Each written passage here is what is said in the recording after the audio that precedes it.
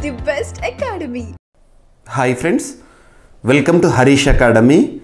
ఈరోజు వార్తలు నిలిచిన జాతీయ, అంతర్జాతీయ, రాష్ట్రీయ అంశాల గురించి, వార్తలు నిలిచిన వ్యక్తులు, అవార్డులు, పుస్తకాలు, మరి క్రీడా సంబంధిత సమాచారం, ఒక్కొక్క అంశాన్ని వివరంగా తెలుసుకుందాం. ఈరోజు ఫస్ట్ టాపిక్ వచ్చేసి రక్షణ రంగానికి సంబంధించి పోటీ పరీక్షల్లో ఏ పోటీ పరీక్షన కానివ్వండి, ఏ స్థాయి పోటీ పరీక్షన కానివ్వండి, రక్షణ రంగానికి సంబంధించి క్వశ్చన్స్ లేకుండా అసలు క్వశ్చన్ పేపరే ఉండదు.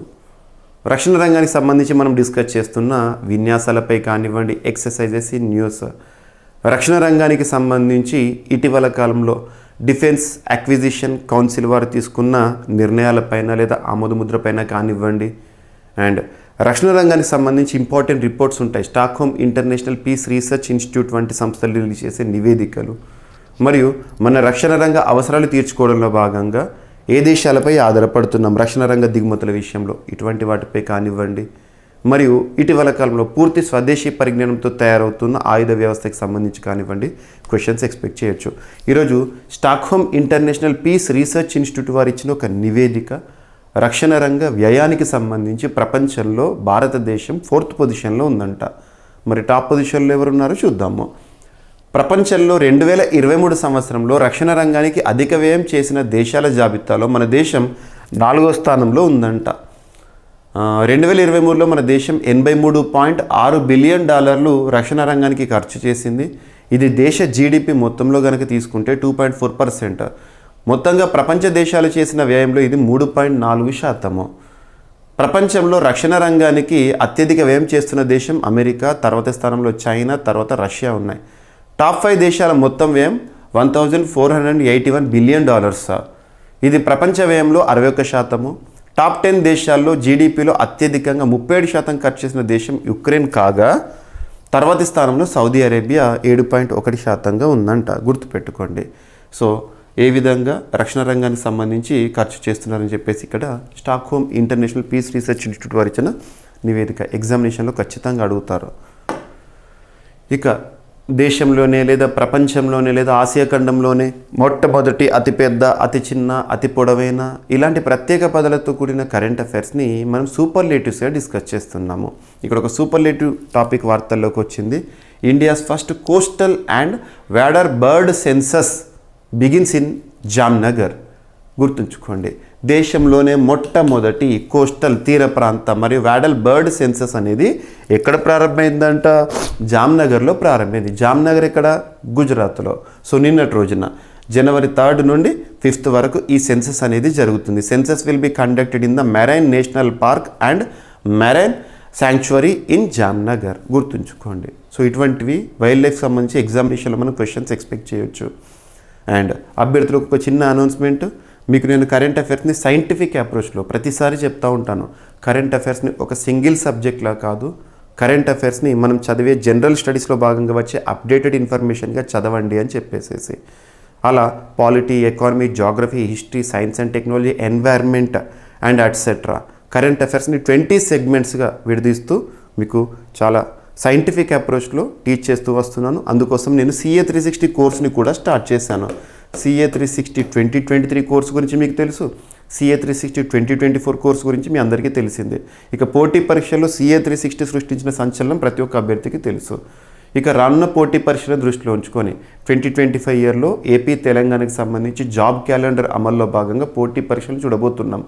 మరి పోటీ పరీక్షల్లో మన విజయావకాశాలు నిర్ణయించే కీలక పాత్ర పోషిస్తున్న కరెంట్ అఫైర్స్ సంబంధించి CA 360 2025 కోర్స్ని ప్రారంభించాను. ఇనాగ్రల్ ఆఫర్లో భాగంగా మీకు మ్యాక్సిమం బెస్ట్ ప్రైస్ని అందించడం జరుగుతుంది. అండ్ ఓల్డ్ ఆస్పిరెంట్స్ ఎవరైతే ఉంటారో, CA 360 2024 కోర్స్ సబ్స్క్రైబర్స్ ఎవరైతే ఉంటారో వారికి ఒక బెనిఫిట్ కూపన్ని ఇచ్చాను. దాంతో మరింత భారీ డిస్కౌంట్ని పొందవచ్చు. అండ్ జనవరి 5 లోపల ఈ బెనిఫిట్స్ని పొందే ప్రయత్నం చేయండి. జీవీకే స్టడీ సర్కిల్ యాప్ని ఇన్స్టాల్ చేసుకోండి. ఈ ఆఫర్ ఏదైతే ఉంటుందో జనవరి 5 వరకు మాత్రమే ఉంటుంది. గుర్తుంచుకోండి, ప్రస్తుతం inaugural offer and benefit coupon offers అనేవి అందుబాటులో ఉన్నాయి. ఓకేనా? సో యాప్ ఇన్స్టాల్ చేసుకొని అక్కడ చూడవచ్చు మీరు.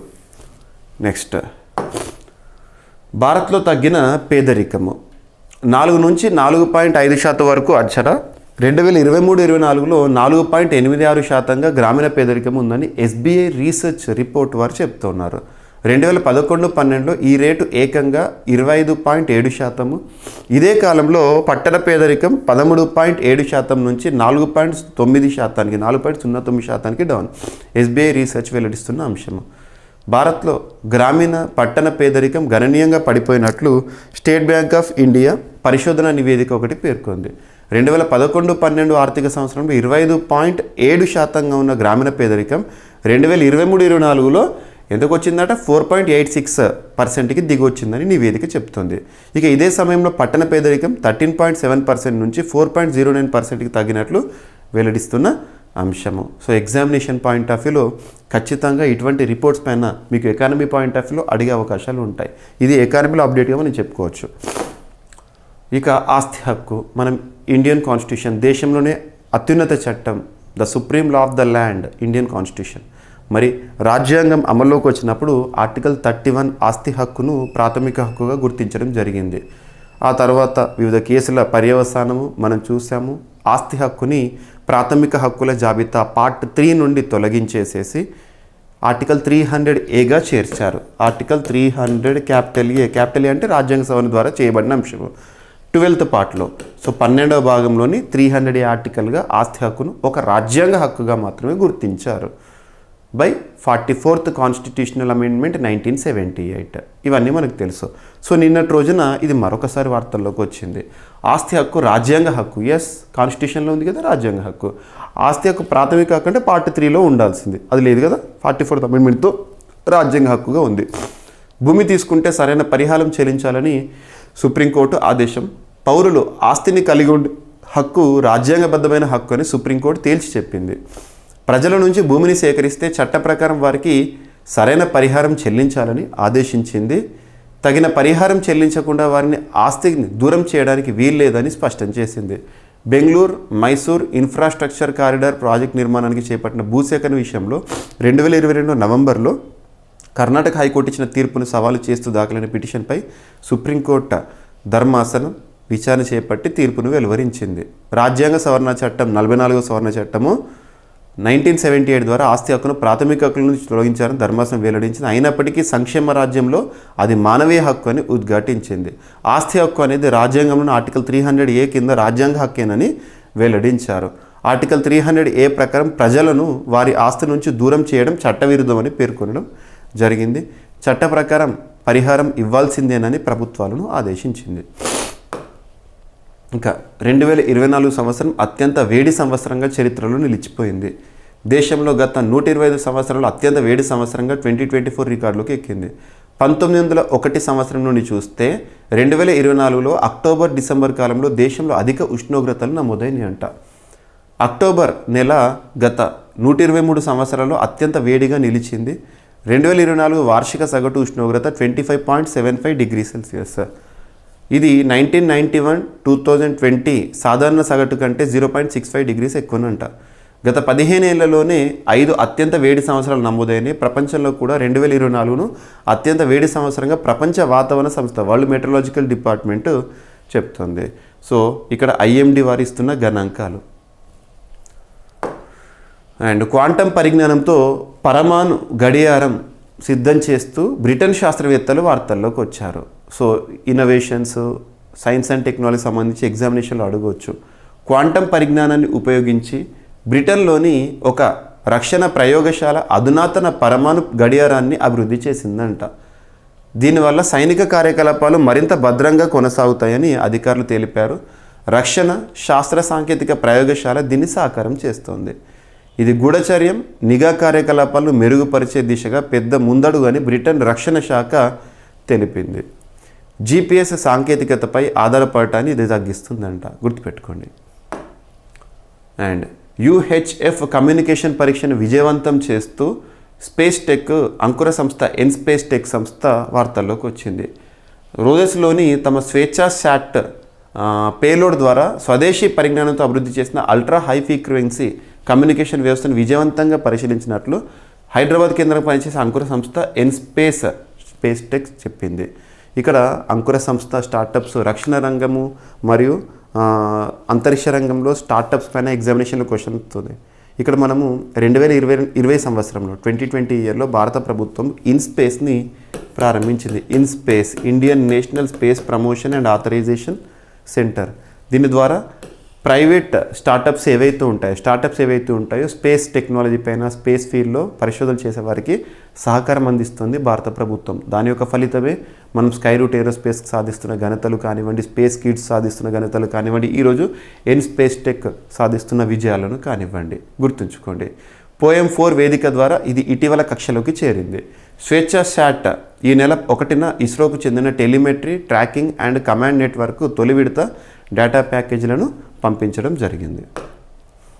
ఇక ఒప్పందము తరచూ వార్తలు నిలుస్తున్న అంశము ఐఐటీలో ఒక ఐఐటి హైదరాబాద్తో జట్టు కలిసిన సింగరేణి సంస్థ. గ్రీన్ హైడ్రోజన్ హబ్గా తెలంగాణను తీర్చిదిద్దడమే లక్ష్యము. తెలంగాణను గ్రీన్ హైడ్రోజన్ హబ్గా మార్చేందుకు రాష్ట్ర ప్రభుత్వం చిత్తశుద్ధితో కృషి చేస్తున్నదని డిప్యూటీ సీఎం తెలంగాణ రాష్ట్రానికి సంబంధించి బట్టి విక్రమార్క గారు తెలిపారు.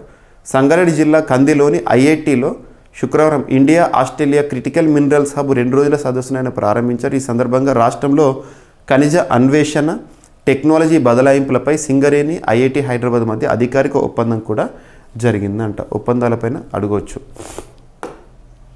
ఇక ఆంధ్రప్రదేశ్ రాష్ట్రానికి 10 చేనేత క్లస్టర్ల ఏర్పాటు, దీనికి కేంద్రం అనుమతి అని చెప్పేసి వార్తలకు వచ్చింది. 5 క్లస్టర్లకు తొలి విడత నిధులను విడుదల చేసింది కేంద్రము. ఇక్కడ కొత్తగా ఏర్పాటు కానున్న చేనేత క్లస్టర్లు ఎక్కడో చూడండి. గుంటూరులో క్లస్టర్ పేరు మంగళగిరి 1, బాపట్ల శ్రీ త్రికోటేశ్వర అండ్ పల్నాడు చిలకలూరుపేట, తిరుపతి నారాయణవనం, తిరుపతిలో శ్రీకాళహస్తి, అనంతపురం చింతల వెంకటరమణ స్వామి అండ్ శ్రీ సత్యసాయి హిందూపురము, నెల్లూరు పాతూరు, కాకినాడలో పెద్దాపురం అండ్ తూర్పుగోదావరి వడిషల్లూరు. ఇక్కడ క్లస్టర్స్ ఏర్పాటు చేయబోతున్నారు కొత్తగా చేనేత క్లస్టర్లను. గుర్తుంచుకోండి. ఓకేనా. ఇక ఆంధ్రప్రదేశ్లో ప్రభుత్వ ఉత్తర్వులు ఏవైతే ఉంటే వాటిని తెలుగులో కూడా ఇవ్వాలని చెప్పేసి నిన్నటి రోజున అంశము. ఆంధ్రప్రదేశ్ ప్రభుత్వం కీలక నిర్ణయం తీసుకుంది. ఇకపై ప్రభుత్వ ఉత్తర్వులను తెలుగులోనూ జారీ చేయాలని నిర్ణయించింది. ఆంగ్లం, తెలుగు భాషల్లో ఉత్తర్వులు ఇవ్వాలని వివిధ శాఖలకు ఆదేశాలు జారీ చేసింది. మొదట ఆంగ్లంలో ఉత్తర్వులు ఇచ్చి అప్లోడ్ చేయాలని, 2 రోజుల్లోగా తెలుగులోనూ జారీకి చర్యలు తీసుకోవాలని సాధారణ పరిపాలన శాఖ సూచించింది. అండ్ క్రీడలకు సంబంధించి మొట్టమొదటి ఖోఖో వరల్డ్ కప్ భారతదేశంలో జరగబోతోంది. జనవరి మంత్లో స్టార్ట్ కాబోతోంది. దానికి సంబంధించి ట్రోఫీస్, మస్కట్స్ని నిన్నటి రోజున లాంచ్ చేయడం జరిగింది. Inaugural kho kho world cup. గుర్తుంచుకోండి. సో ఇక్కడ the trophies and mascots unveiled for the inaugural kho kho world cup to be held in India. భారతదేశంలో మొట్టమొదటి ఖోఖో వరల్డ్ కప్ జరగబోతుంది. రానున్న పోటీ పరీక్షలు దీనిపైన క్వశ్చన్ వస్తుంది. సో ఈ జనవరి 13th నుండి 19th వరకు ఈ వరల్డ్ కప్ జరగబోతోంది. 21 men's teams and 20 women's teams 24 దేశాల నుండి పార్టిసిపెంట్స్గా ఉంటాయి. గుర్తుంచుకోండి. మెన్స్ ఛాంపియన్స్ కప్ ఏదైతే ఉంటుందో, ట్రోఫీ ఏదైతే ఉంటుందో బ్లూ కలర్లో ఉంటుంది. ఆ బ్లూ కలరు ట్రస్ట్, డిటర్మినేషన్ని సిగ్నిఫై చేస్తుంది. ఇక విమెన్స్ ట్రోఫీ అనేది గ్రీన్ కలర్లో ఉంటుంది. ఆ గ్రీన్ కలర్ అనేది గ్రోత్, వైటాలిటీని సూచిస్తుంది. ఇక మస్కట్స్ విషయానికి వస్తే పేరేంటి అని అడుగుతారు. తేజాస్ అండ్ తారా. గుర్తుంచుకోండి మాస్కట్ పేర్లు. నెక్స్ట్ వచ్చేసేసి IHF trophy men's youth and junior handball championship అనేది లక్నోలో ప్రారంభమైంది. అందులో 4 దేశాలు participating countries: Bangladesh, Kazakhstan, Uzbekistan, India. గుర్తుంచుకోండి. ఫైనల్స్ జనవరి 7వ తేదీన జరగబోతున్నాయి. సో ఎగ్జామినేషన్లో డైరెక్ట్ అడుగుతారు. ఈ టోర్నమెంట్ పేరు ఇచ్చేసేసి ఎన్ని దేశాలు పాల్గొన్నాయి, ఆ దేశాలు ఏంటి అని అడగవచ్చు. సో ఇవి ఫ్రెండ్స్ ఈరోజు వార్తలు నిలిచిన అంశాలు. ఒకసారి ర్యాపిడ్గా చూస్తే సిప్రి రిపోర్ట్ వార్తల్లోకి వచ్చింది రక్షణ వ్యయానికి సంబంధించి. అండ్ దేశంలోని మొట్టమొదటి coastal and wader bird census అనేది ఇటీవల స్టార్ట్ అయింది జామ్నగర్లో. భారత్లో తగ్గిన పేదరికం, ఎస్బీఐ రీసెర్చ్ రిపోర్టు. ఆస్తి హక్కు రాజ్యాంగ హక్కు అని చెప్పేసి సుప్రీంకోర్టు వెల్లడించిన అంశము. అత్యంత వేడి సంవత్సరంగా 2024. అండ్ క్వాంటం పరిజ్ఞానంతో పరమాణు గడియారం తయారు చేస్తున్న బ్రిటన్ శాస్త్రవేత్తలు. అండ్ యూహెచ్ఎఫ్ కమ్యూనికేషన్ పరీక్ష విజయవంతం చేసిన Hyderabad based space startup InSpace tech. And IIT హైదరాబాద్తో జతకట్టిన సింగరేణి తెలంగాణకు సంబంధించిన ఒప్పందము. ఆంధ్రప్రదేశ్ రాష్ట్రంలో 10 చేనేత క్లస్టర్లు అనే అంశము. అండ్ ఆంధ్రప్రదేశ్ రాష్ట్రంలో ఇకపై ప్రభుత్వ ఉత్తర్వులు తెలుగులో కూడా విడుదలవుతాయని చెప్పేసి అండ్ ఖోఖో వరల్డ్ కప్ 2025 మొట్టమొదటి ఖోఖో వరల్డ్ కప్ భారతదేశం ఆతిథ్యంలో. And IHF trophy men's and youth junior handball championship లక్నోలో ప్రారంభమైంది. సో ఇవి ఫ్రెండ్స్ ఈరోజు వార్తలు నిలిచిన అంశాలు. మిస్లేనియస్ అంశాలను మిగిలిపోతే రేపటి క్లాస్లో జోడించి మరొకసారి నేర్చుకుందాం. రేపు కలుద్దాం. Thank you.